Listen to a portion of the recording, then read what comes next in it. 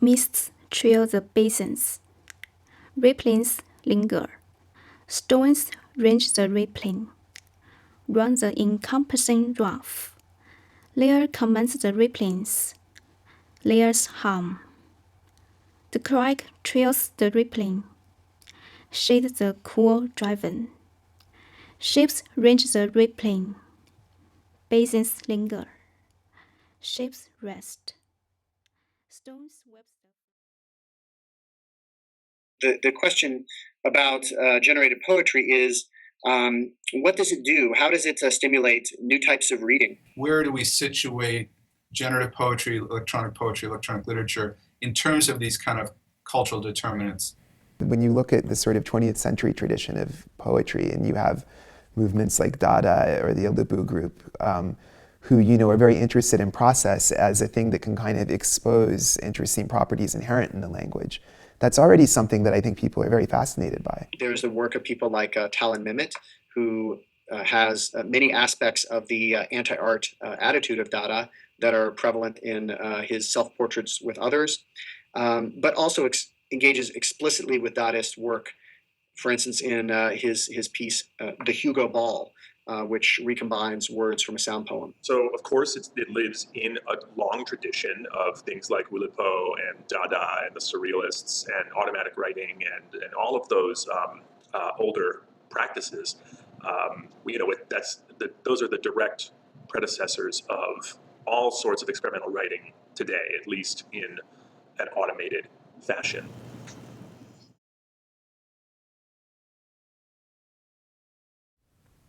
One of the problems when it comes down to asking people whether or not they believe a system that works like that is creative is that they can always turn around and say, well, the creativity here was really done by the person who designed the system.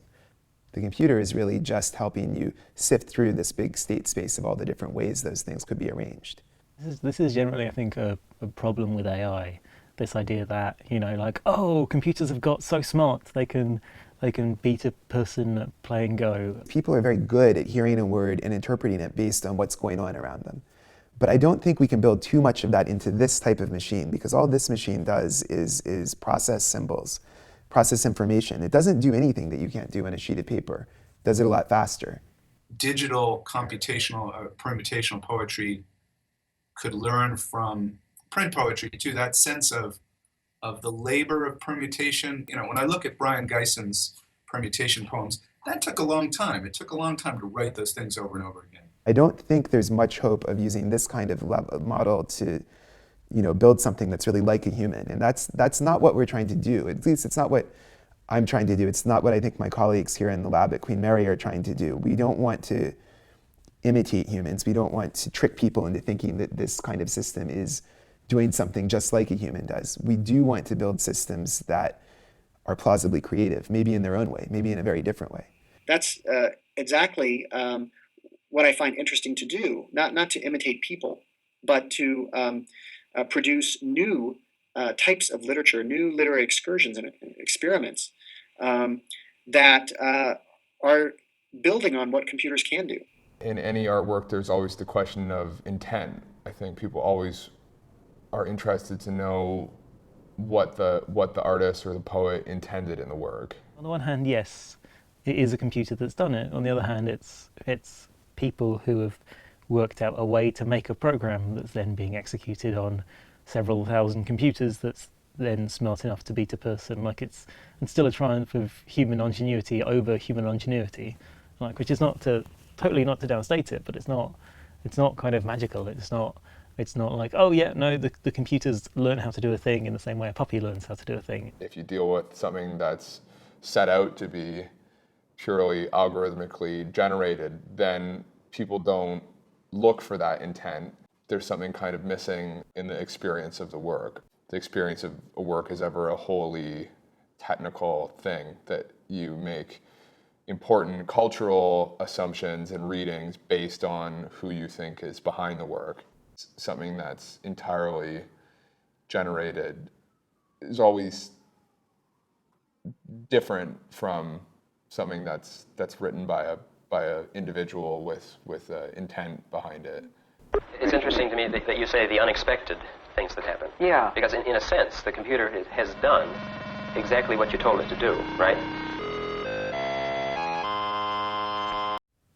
What the model does is it kind of traverses or crawls through a big body of text, and when it encounters a sentence like this, "My love is like a red, red rose," it considers each word in the sentence and builds up a representation of that word based on the other words that it sits near. We're going to generate some poems now, so this is the fun part. We have four outputs from, what was it, kiss, love, cheek, and flower, was it? No, rose, right, okay. Oh, the first one is already pretty good. The next one is conceptual and prosodic. So we're grabbing words from this space of words that are related in meaning, but we're also trying to impose a constraint of how they sound with each other on the output. And so here we get this. Lily's leading play to sleep away Kimberly. Cheeks moves Kimberly, wrong hears private simply. Passionately flirts, instead confesses, weeps. Apologizes, members confides, longing. Again, not bad.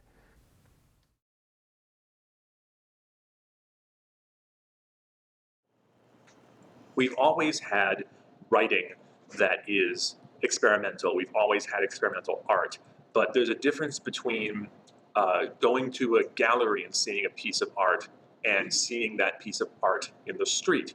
A lot of people have called Twitter bots much closer to something like graffiti than gallery art because it's just out there in the world that we see every day. Would you sign up? Would you go to a special social network that was all robot? Just to listen to what the robots have to say. But on the other hand, isn't your experience of Twitter enhanced by having some robots that you follow and some tweets that come in the context of other human activity? There's another, I think, more involved way and possibly more rewarding way to interface with generative work, which is to experience it over time. Like when you actually read a generated poem or a generated novel, often you actually kind of end up skipping a load of it, or you end up kind of skimming it. It's kind of this weird form of reading. You never read just one. You'd read them in succession, and you'd get something happening between the lines, like between the lines of a poem. Instead of just appreciating the output as a particular thing, instead what you're learning to appreciate the full possibility space that this process can create, and you're learning that possibility space and assembling that, and then actually the piece of art is that possibility space. That was the horse ebooks. It was a feed that would produce these kind of little blurbs advertising books. You click on the blurb, you go to some bookseller, and the guy makes a few cents because you followed his link. Every now and then, though, it would produce this incredible sentence. These just really weird, thought-provoking things. It would say something like, "There's always nothing until there's something." That kind of strangeness coupled with their kind of terse advertising feeling, simplicity, very contemporary feeling simplicity. People loved it and would retweet it and had a lot of followers, and a lot of people that followed art were into this. And it was eventually revealed that it was actually a person behind it, and that it had been some kind of elaborate run up to an art exhibition in Manhattan that was very cheesy. People were actually upset. They felt tricked that a human had been doing this. They thought they were following a computer. They wanted that to be the case. They liked the idea that it was a process and that there was something mysterious but also fascinating about the process. I think the interesting question becomes, what is that process? Because once you find out it's a human, you're like, well, anyone can sit around and come up with a couple strange, catchy phrases. When a computer does it, then there's something else going on. There's something in the inherent situation of language in the world that we want to find out more about. One approach to using computers to generate things like poetry or art for that matter, or music, is to build up a system of symbols, where the computer has a kind of vocabulary of things, of computational objects that are labeled as words or as sounds or as images. Katie Rose Pipkin wrote about this and had this beautiful metaphor for it. It was something like, like you're defining the coastline You know, like as you're creating the bot, you're like sculpting this coastline, you're defining this range of a sea, and then you go fishing for pearls in it. You go diving down and you find, oh yes, look at this pearl. You bring it up and you're like, look at this beautiful thing I found in this landscape that I've created. And I mean, part of it is making is just you get this feel for the landscape. You get a feel for like, hey, here's the kind of place there might be an outcrop. Doing this kind of poem is a really interesting iterative process. The poems converge over time. You're generating hundreds of poems as you do this, and it's not that different from working on a manuscript and iterating on it many times over and over. But it's a little bit different because you're working with a computer. It's almost like the computer is your editor and you're the writer, and you're going back and forth with the computer instead of a human. The important thing is not so much that you have like strict control over everything you make. It's you get to choose what parts of it you have control over and what parts you don't. And that choice can be as valid a choice as actually exercising that control.